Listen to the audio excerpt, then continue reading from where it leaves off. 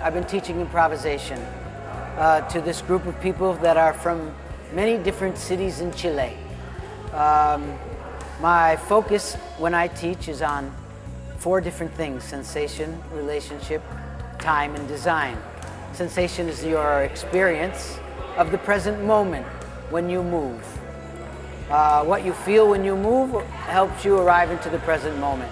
Relationship is when you're moving, your body's speaking a language.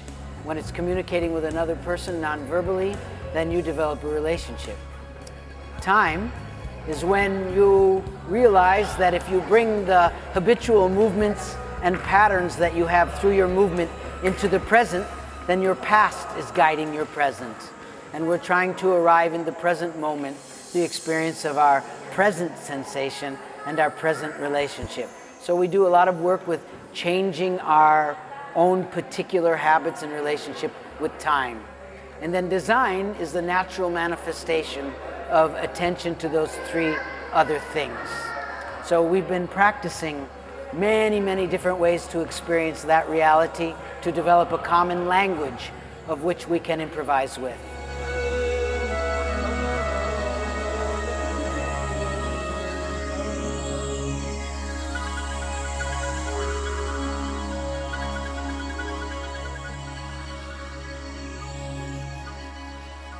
My interest is to begin by identifying really who the community is and what are their skills, and teaching from that particular point.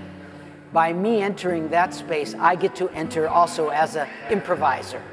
And so it's actually more interesting to me rather than more difficult. No matter where you are, when you go into a studio and close the door, with the language of improvisation, you create a new culture.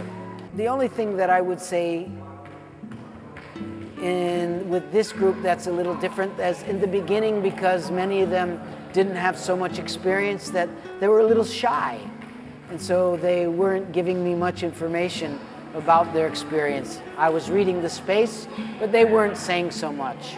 Now, over a few days, they have opened up a lot. One thing also that is a little bit different is because there are a lot of people who don't have information, they are really hungry for it and really open to listening, and for the most part, really positive and able to hear feedback in order to learn. So that's not also true in all situations where the people are really open to take all that you have to give them.